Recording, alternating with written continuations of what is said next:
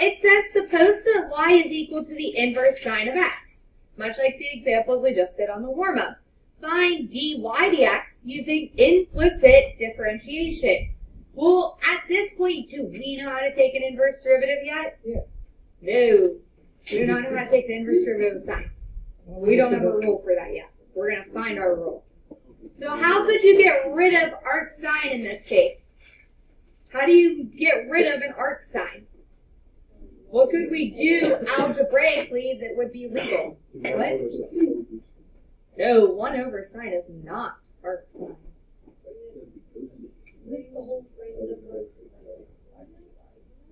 No. Take the derivative, But we don't know. make it sine of x all in brackets, then make it first power. No, that's not legal. That's what you just said. Okay, how do you get rid of arc sine? How did you get rid of it in trig last year? Oh my goodness. If you want to know the angle x or solve for x, how do you solve for x? Take the sine. There we You're go. welcome. If you want to get rid of the arc sine or solve for the angle, you sine both sides. Because think about it. The actual inverse times the function is the identity. So the inverse and its inverse function give you the identity. So this is like your identity. Function, inverse function. There's your identity. So those cancel. And now we have the sine of y equals x. Can you derive sine y equals x? Yeah. So sine of y derives to what? Cosine of y times dy dx.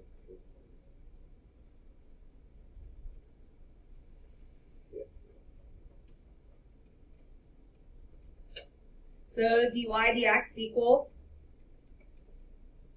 1 over cosine of y. Okay, but do we like to leave things as cosine y? Yes. No. What did we just do in the warm-ups that would help me get rid of cosine y? You could just make it secant y. I don't want a y at all. I want. Okay, but does that really? I mean, now I have 1 over the cosine of the inverse sine of x. Okay, what does this now look like? Yeah, you know, like example 3a.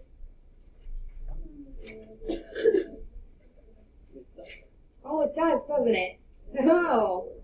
So, what can we do here? We can use right triangle trig to get rid of this nasty denominator and turn it into a formula.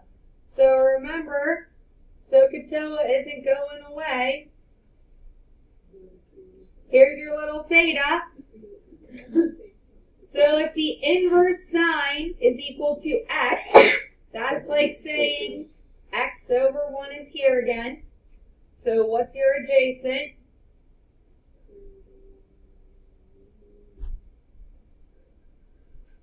So therefore, inverse sine of x would equal theta. Cosine of theta would equal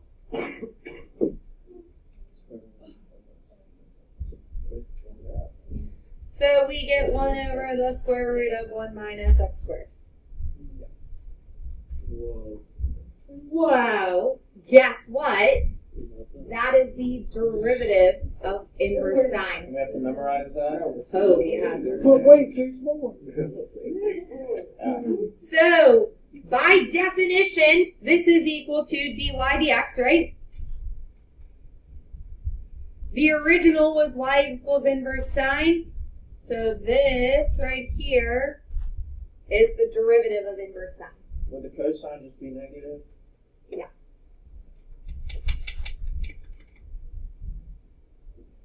That is the derivative of inverse sine. You see how there's actually not a trig function in the derivative of inverse sine? So when you derive sines and cosines, you're always getting other trig functions. When you do their inverses, we lose the trig functions because of right triangle trig. That's why I had to do that warm-up. Here are your formulas for all 6. The u is a function. It's right there at the top. Let u be a function of x. U is a function. U is not a variable. U is a function. Say it again. U is not a variable. U is a function.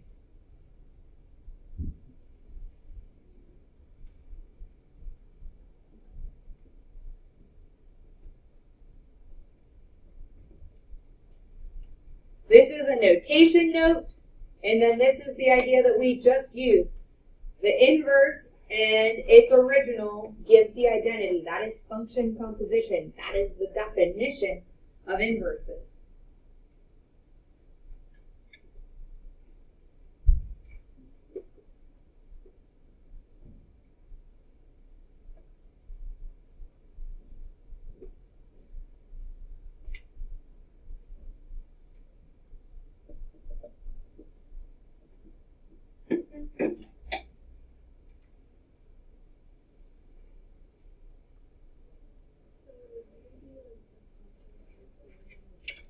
Yeah, so like u could be 2x. U could be x squared. So in the next example, u would be t squared.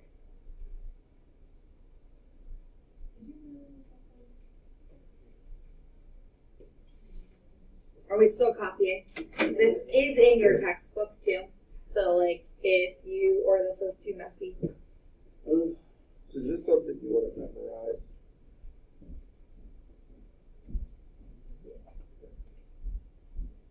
Because there's really, unless you would do what we just did in the warm-up part of it, like which is to solve it implicitly, there's no easy way to get the derivatives. And then you have to use right triangle trig and all that stuff. Can you just do like the warm-up using that so I can make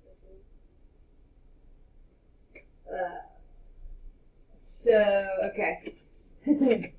The warm-up, where the u is, would be your x.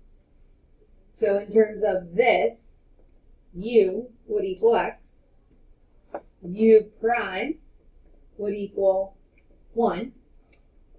So dy dx would equal 1, which is u prime, all over the square root of 1 minus its u squared. U is x, so it'd be x squared.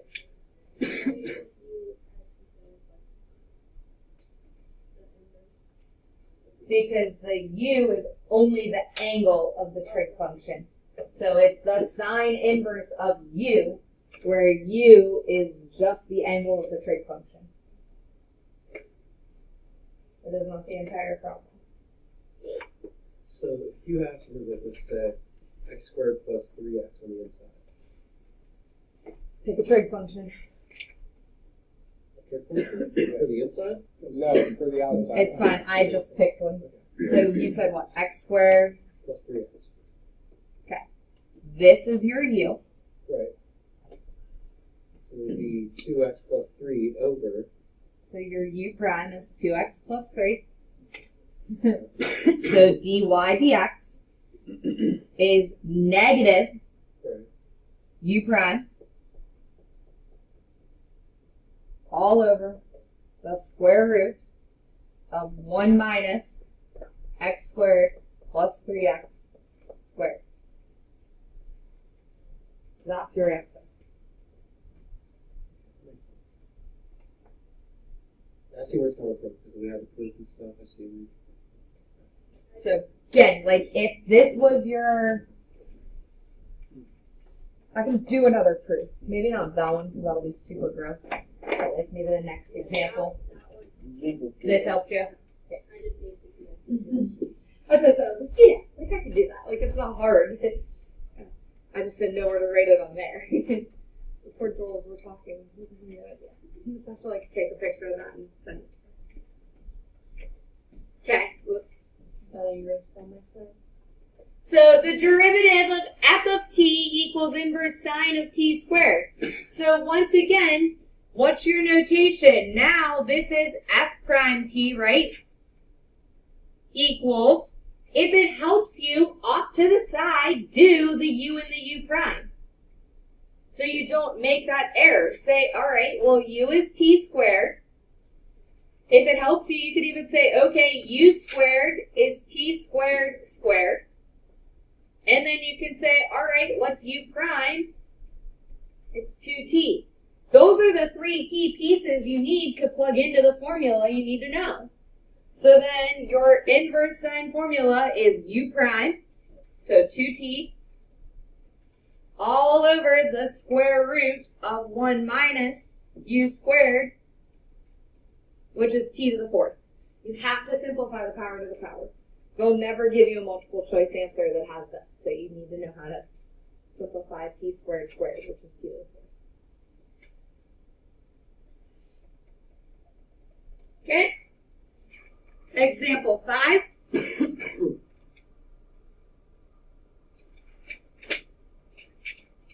What's my u?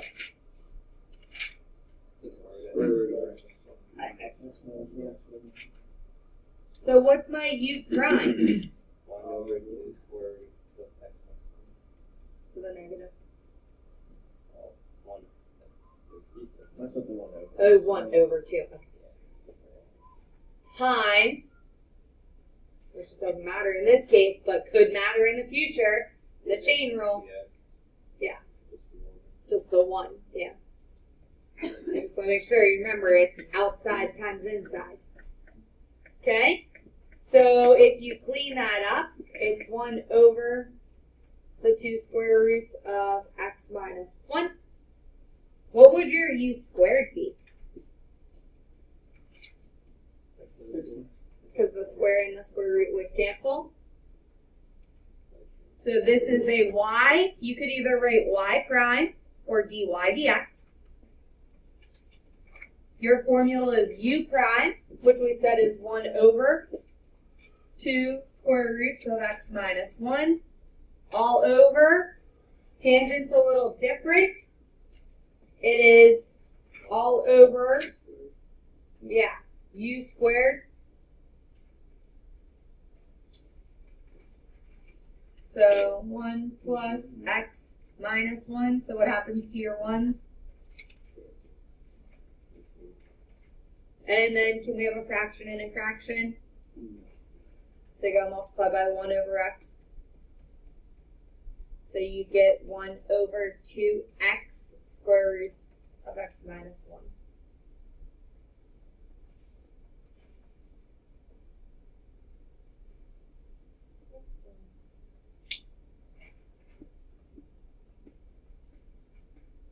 Okay, for example 6. I know, it wouldn't print.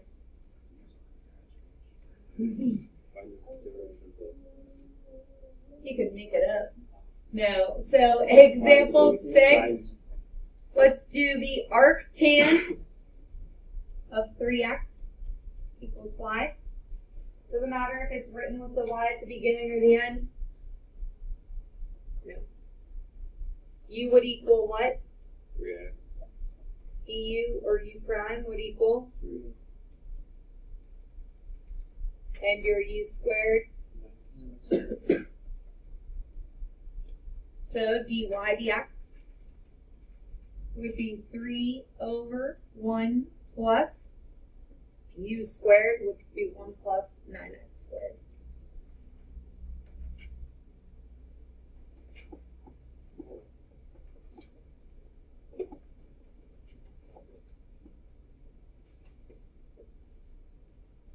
Okay? The last two parts are just identities for you. These are just other connections, so in case you would hit into a problem, if you don't want to do your inverse secant, it's actually the inverse cosine of 1 over x. Or if that was u, it'd be like 1 over u.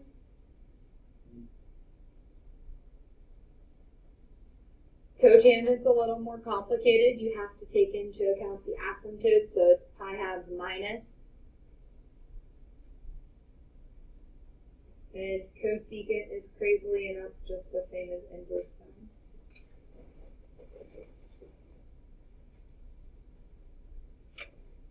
So again, I know you guys say you don't have like a lot of trig identities. Here's some trig identities just that help along with problems in the future.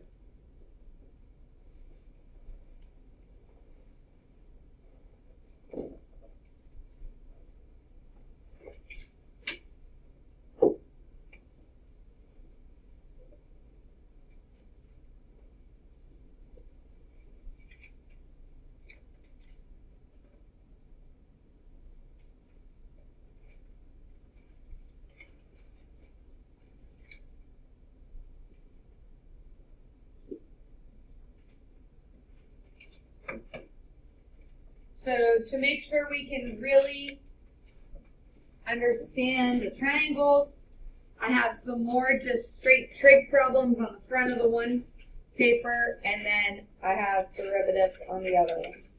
They're spaced out again for you.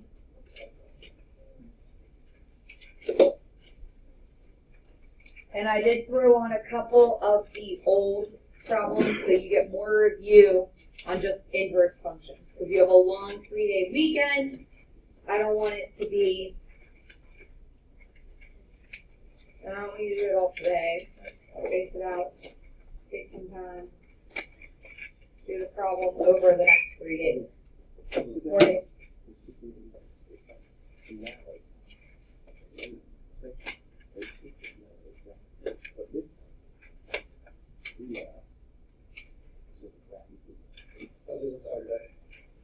Yeah, you could say that.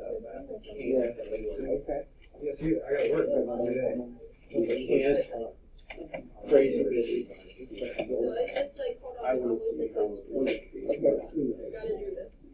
So, the inverse, yeah, there is these three. I mean, the argument is It has to do with the positive and the negative aspects of trig functions, like how sine is in quadrants 1 and 2, but the cosines are like 1 and 4. So that's where like the 1 over x. Because I was just looking at the cosecant, how it says it's both pi over 2 minus secant, and also a sine, inverse sine.